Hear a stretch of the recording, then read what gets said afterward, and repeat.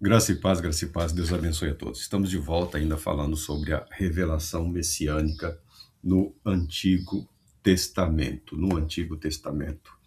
E estamos falando de, da queda da humanidade, mas também da promessa de redenção, a promessa de restauração, a garantia de que a humanidade criada por Deus cumprirá o plano e o propósito estabelecido por Deus, a proclamação de graça e de esperança contida no livro de Gênesis. Nós estamos aqui com o autor, nós já falamos dele, o Van Groningen. Nós estamos aqui com um autor que acredita, ou pelo menos assim ele escreveu, que a humanidade foi amaldiçoada, que Deus proferiu maldições contra o casal após a queda. Eu discordo disso. Eu não encontrei nenhuma maldição contra o homem ou contra a mulher. No relato da criação, nós vemos que Deus advertiu Adão, dizendo para ele que no dia que ele comesse daquele fruto, ele certamente morreria. Adão não foi criado eterno, tá bom? Adão não foi criado dotado do infinito. Adão foi criado para a eternidade, mas a eternidade não habitava em Adão. Tá? Adão está ali no jardim, ele e a esposa estão debaixo da graça e da proteção de Deus. O plano de Deus é a ele manifesto, o próprio Deus se revela a eles de uma forma contínua, de uma forma constante. Eles sabiam quais eram as suas responsabilidades e obrigações para com Deus, e sabiam da única restrição estabelecida pelo Todo-Poderoso, que é não comer do fruto daquela árvore. Satanás engana Eva, que logo em seguida leva do fruto para Adão e ele come. Talvez ele estivesse com Eva, talvez ele não estivesse. Isso, de fato, não importa. O que importa é que ele sabia quais seriam as consequências daquele ato, que seria a morte. Eles são tomados pela consciência do mal, que até então eles não conheciam. Eles conheciam somente o bem, eles conheciam somente o amor de Deus, eles conheciam única e exclusivamente o favor de Deus, o poder de Deus também, mas eles não conheciam o mal. A partir do momento em que eles desobedecem, eles passam a conhecer o mal e se sentem indignos, ficam envergonhados, porque estavam nus. A vergonha passa a tomar conta dessas vidas, porque eles se compreendem como não aptos para estarem na presença de Deus.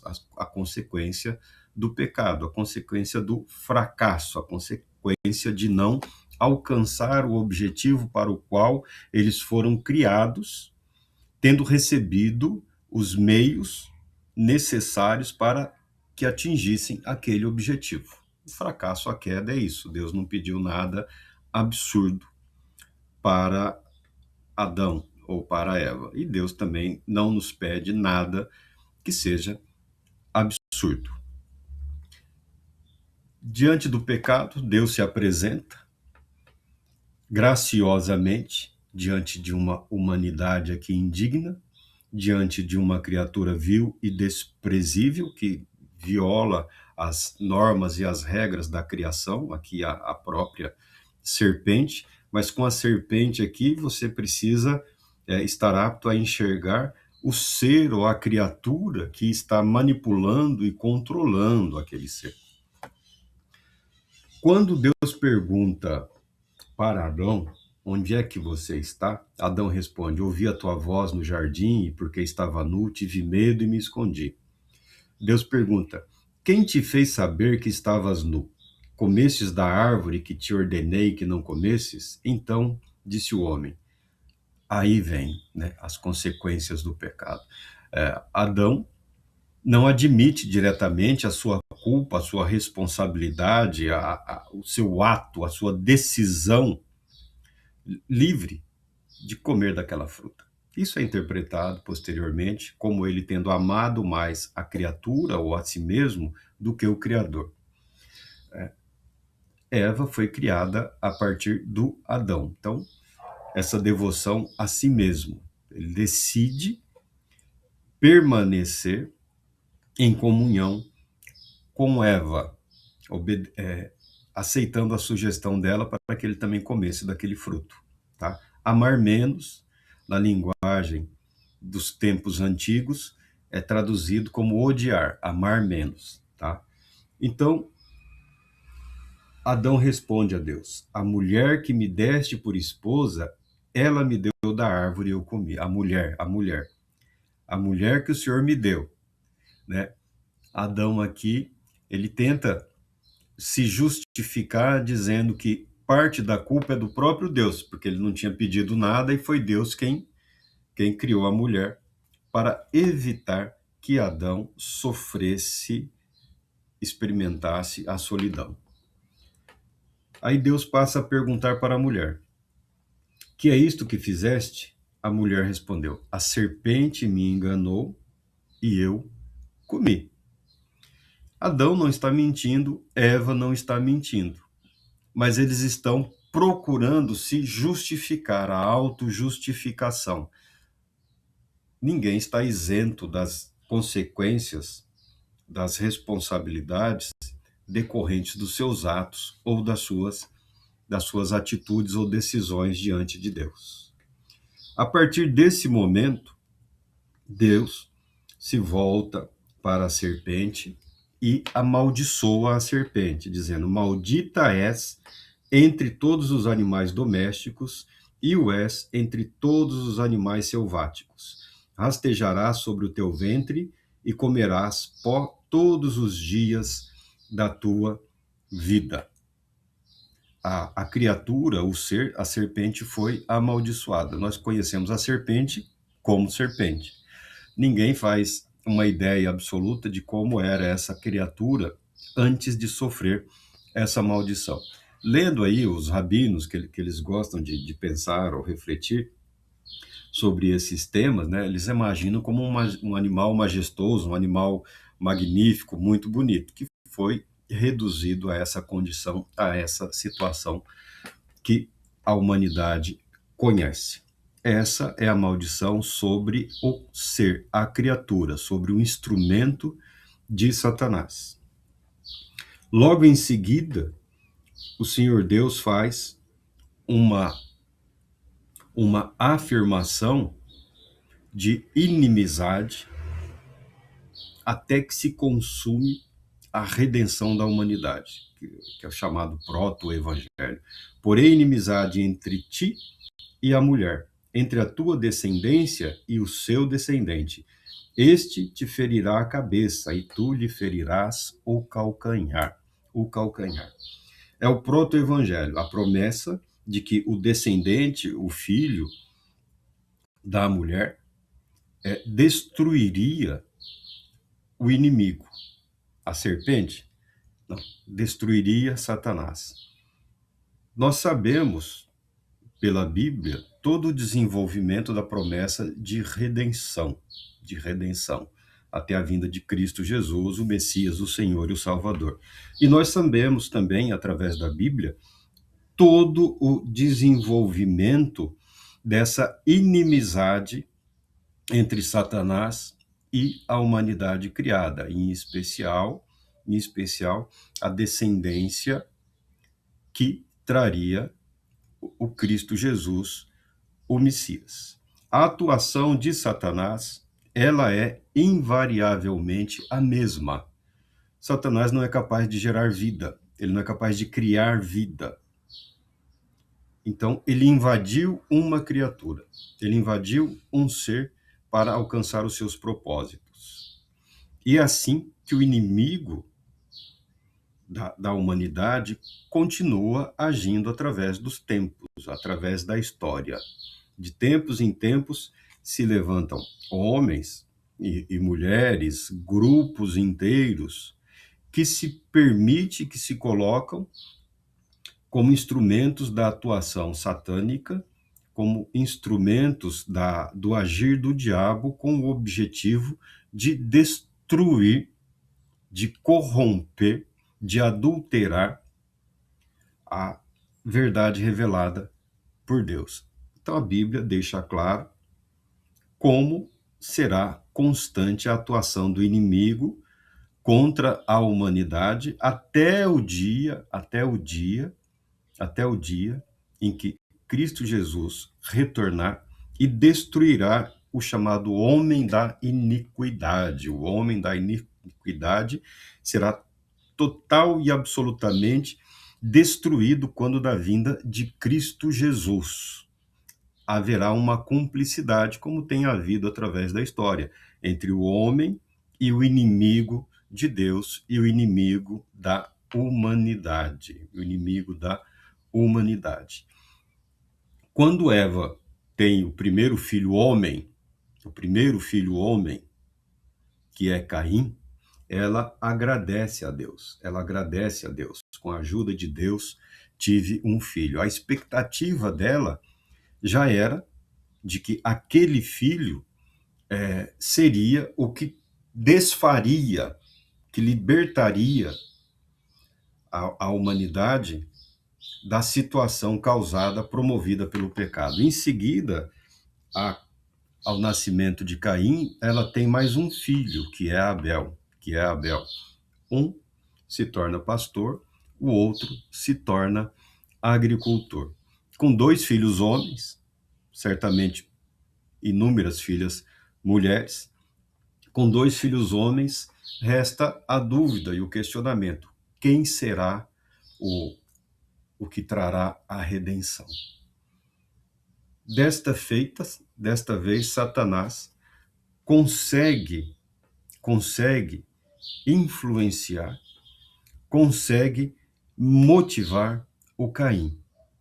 Porque Caim, quando foi rejeitado por Deus, quando o seu sacrifício foi rejeitado por Deus, que foi um sacrifício inadequado, não pelo sacrifício, não pela oferta em si, os frutos da terra, mas a maneira como ele o fez.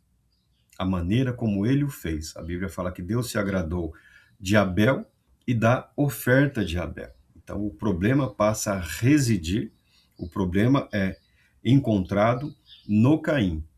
A semente da maldade, a inveja do irmão, os ciúmes, a ambição. E Satanás tenta, com um único golpe, destruir ou desfazer a promessa de Deus. Porque Deus havia afirmado e declarado que Satanás feriria o calcanhar e a semente da mulher feriria a cabeça, esmagaria a serpente.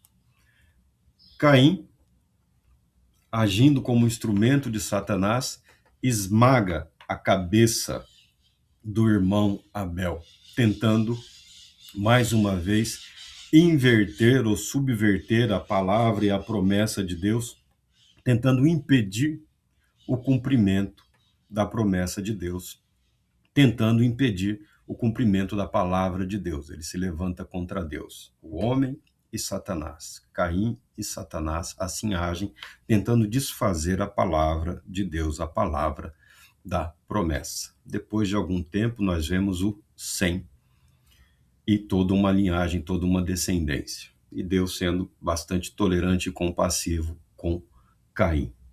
Mas nós estamos falando aqui da maldição. A serpente foi amaldiçoada, a Satanás foi condenado à destruição pela semente da mulher no Cristo Jesus. Quanto à mulher, não há nenhuma maldição em relação a ela. O que há é a consequência dos atos. Com o pecado, não só a consciência do erro passa a existir, mas a consciência da finitude, a consciência da morte, o sofrimento, a dor, a aflição. E a Bíblia declara, Deus declara em relação à mulher: multiplicarei sobremodo os sofrimentos da tua gravidez. Não que não houvesse sofrimento na gravidez. É certamente algum desconforto sempre houve, mas após a queda, a própria constituição física do ser humano, ela passa a sofrer as consequências desse estado, passa a sofrer alguma degradação. O próprio ambiente no qual a humanidade foi criada, ele deixa de existir. A humanidade é retirada daquele ambiente incrivelmente favorável e passa a viver numa terra que lhe faz oposição. Então não há nenhuma maldição em relação à mulher. Deus continua dizendo: em meio às dores dará a luz a filhos. O teu desejo será para com o teu marido e ele te governará. A questão da submissão aqui, alguns entendem, né, o homem como o chefão, aquele que tem que mandar, dominar, e trata a mulher como se fosse uma escrava. Não é nada disso. Deus não autorizou o divórcio nem a separação. O casal permaneceria casal. O que Eva não fez foi dar ouvidos à orientação do marido. Foi a orientação do marido. Então, o teu desejo será para com o teu marido e ele te governará. Esse governo aqui reflete o plano de Deus, o propósito de Deus para a humanidade. Eva não tem uma finalidade ou um propósito independente do homem. São os dois uma só carne, são os dois num só propósito, os dois num só caminho.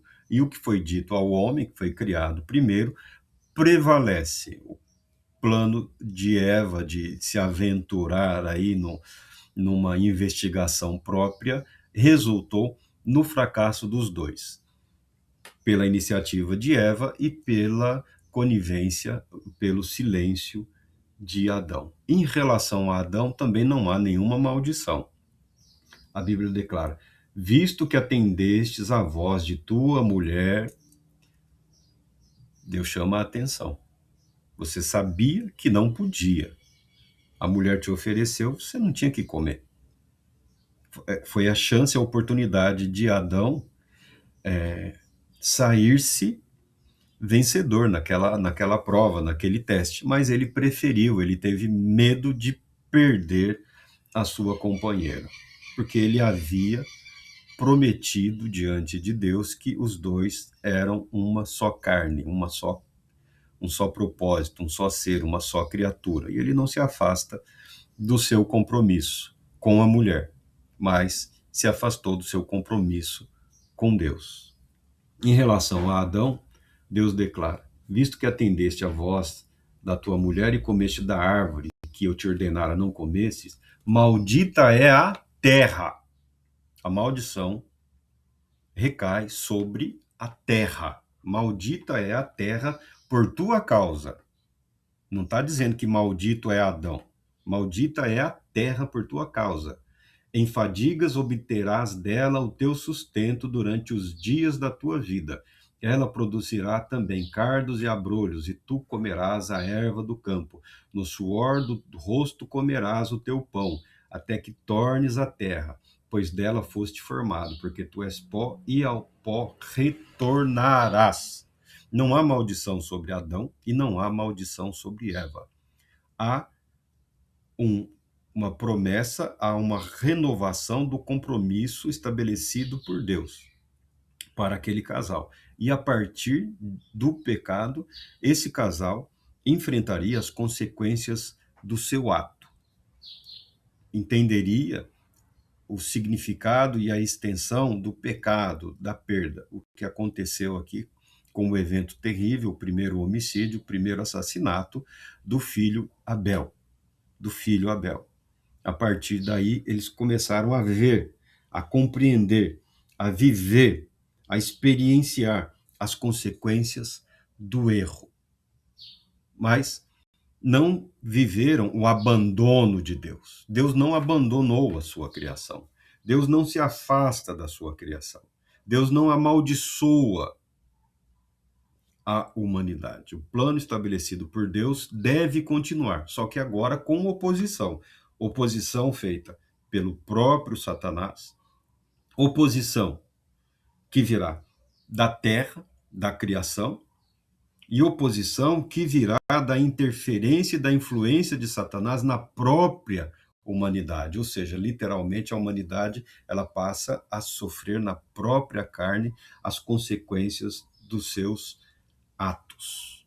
E num ato de extrema misericórdia e graça, Deus expulsa esse casal daquele ambiente, o jardim do pomar que estava na região do Éden, que alguns falam que ali que seria região do Iraque, ou no planalto, chamado Planalto Iraniano, ou região do Iraque lá, que é difícil estabelecer, porque 2 dos rios citados no Éden ainda existem, e outros 2 não mais existem. Então, é difícil estabelecer. Nós conhecemos a geografia há alguns milhares de anos aí de registro, mas a boa parte dos estudiosos colocam aquela região lá do Planalto Iraniano, ou uma parte do que é ali o atual Iraque, tá?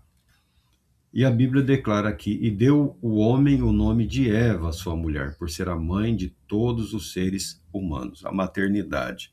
Tá aí uma coisa que Satanás odeia, em especial na mulher, né? Essa capacidade de gerar vida, de sustentar a vida que virá ao mundo. Porque ele não é capaz disso, ele nunca foi. Eu sei que tem um pessoal aí que é meio obcecado com esse negócio aí de sexo de anjo, sexo com anjo.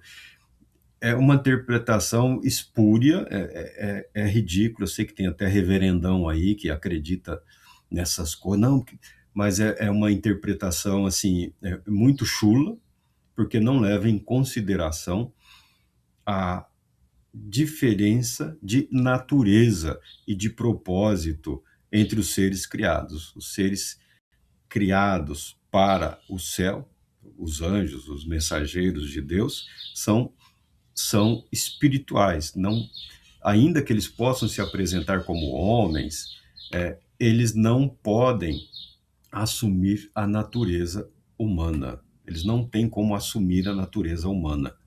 Não tem aí uma humanidade satânica. Não. A pessoa decide voluntariamente participar da operação do erro e do mal. Tá? Os anjos, os seres espirituais, não têm como procriar. Mesmo que assumam uma aparência humana, eles não são seres humanos. Tá? Não tem o ímpeto sexual do ser humano. Eles nunca procriaram. Eles não têm essa necessidade, não têm esse interesse. São de natureza distinta. Mas disso nós vamos falar mais para frente, logo depois. Estamos fazendo esse comentário aqui para dizer que discordamos plenamente. Não há maldição contra o homem, não há maldição contra a mulher. Há uma maldição contra a serpente, há uma certeza de condenação e destruição do homem da iniquidade, que atua através da história como instrumento de Satanás, como oposição ao plano e ao propósito de Deus, tentando destruir ou impedir a redenção, a salvação da humanidade, como foi, obviamente, no caso de Caim, o primeiro assassino, o primeiro homicida, tirou a vida do próprio irmão. Então, e há uma maldição em relação à terra. A terra, a agricultura, ela é uma atividade que exige dedicação e empenho. Todas as atividades humanas exigem um esforço muito maior, porque no jardim criado por Deus, a criação não atuava contra a humanidade, não atuava contra. O ser humano deveria governar, cuidar, controlar aquela criação, e a partir do pecado, a criação passa a fazer, tudo relacionado à terra, passa a fazer oposição, criar dificuldades, mas não impedimento. tá? Não há impedimento. A terra continua produzindo alimento em quantidade suficiente para alimentar toda a humanidade, sejam 8 bilhões, que cheguem a 10 bilhões, que retorne a 6 ou 4 bilhões. A vida supre a necessidade de todos os seres vivos. Deus não permite, nunca permitiu, que a terra deixasse de produzir o sustento. O que ele passa a exigir da humanidade é uma dedicação maior, um empenho maior e a certeza de que enfrentaremos oposição em praticamente tudo que fizermos nesta vida. Tanto que lá na frente o apóstolo fala: aquele que quer viver piedosamente será perseguido, aquele que quer agradar a Deus enfrentará oposição. Essa é uma realidade que já foi anunciada aqui no livro de Gênesis. Por que é importante encontrar em Gênesis? Porque é o livro dos princípios. Se não está no princípio, não tem como você falar de um desenvolvimento até a perfeita execução daquele plano, daquele propósito. Nós só discordamos do autor em relação ao que ele entende ser maldição contra a humanidade. Não acredito nisso, o texto bíblico não permite. O exercício dos teólogos aí, com vistas a elaboração dos que eu chamo de exercício intelectual, tá? A teologia reformada, principalmente a teologia bíblica, ela permite aí manobras intelectuais aí com vistas à produção de alguns materiais e ao desenvolvimento de alguns conceitos. Agora, se você para um pouco de refletir em termos de método e processo e presta atenção no texto, que deveria ser a referência, você tem ferramentas e meios para suprir toda a sua necessidade, toda a sua carência espiritual e fortalecer a sua fé. Senão você será jogado de um lado para o outro, segundo a habilidade deste ou daquele doutrinador, entre aspas. A fé, a religião, a espiritualidade humana é muito superior ao labor teológico. É muito superior. A fé está fundamentada na revelação de Deus em Cristo Jesus, não na teologia, não no discurso sobre a revelação. É possível não conhecer a Deus, é possível não ter experimentado absolutamente nada da graça e do favor de Deus e ainda assim ser um brilhante teólogo, um filósofo, tá bom? É sim. E as instituições estão repletas de mentes hábeis que conseguem navegar através de conceitos, métodos e processos, chegando a conclusões absurdas e ridículas e ainda assim fantasiadas de fé cristã. A fé cristã, ela tem a sua semente na atuação do Espírito Santo de Deus. Ela tem a sua semente no manifestar da graça de Deus. E isto sempre esteve presente na Bíblia, na palavra de Deus. Se você quer estudar a Bíblia como um drama, então está o drama da redenção. O que você lê nas páginas da Bíblia é Deus cumprindo aquilo que prometeu, Satanás agindo para tentar impedir o cumprimento da palavra e das promessas de Deus, e infelizmente parte da humanidade aqui e acolá se submetendo aos caprichos de Satanás. Mas enquanto isso, o mal que atua no mundo, o bem continua atuando, Deus continua agindo, o Espírito de Deus continua agindo. Esse negócio de ficar chorando, porque o terremoto, o maremoto, o furacão, o tufão, a guerra, sempre foi assim após o pecado. E será assim até a vinda do Filho de Deus. Não significa que nós devamos nos acomodar e nos acovardar, mas precisamos abandonar a mente de criança, a mente da infantilidade. Ah, se Deus existe, porque ele permite. Deus existe e ele permite. Ponto. É assim que se cresce. É assim que se amadurece. É assim que se aceita a responsabilidade pelos próprios erros, pelos próprios pecados, e nos colocamos diante de Deus: Senhor, me perdoa porque eu pequei. Eu pequei e estou aqui, aceitando humildemente a responsabilidade pelos meus atos e pronto e disposto a seguir em frente. Foi assim na vida de todos que se submeteram à vontade de Deus. A jornada cristã não é uma jornada sem dificuldades, sem espinhos ou sem riscos. Há riscos? Sim, há riscos. Há espinhos, há sofrimento e há dor. Tanto que Jesus fala para os seus discípulos, quando eles estavam cansados, preocupados ou tensos: quem não pega a sua cruz e não vem após mim não é digno de mim. Se você está com medo de sofrimento, se você está com medo de dificuldades, a fé em Cristo Jesus realmente não é para você. Talvez a vida de fantasia, de delírio, de ilusão, né? Séries de televisão, novela, teatro, qualquer outra coisa aí, o entretenimento religioso pode ser útil, mas a vida é isso aí. E é nessa vida de sofrimento, dor e oposição que nós não só podemos, mas devemos nos empenhar para experimentarmos a graça e o favor de Deus. Deus Todo-Poderoso te abençoe, te proteja e te conceda a paz, muita paz.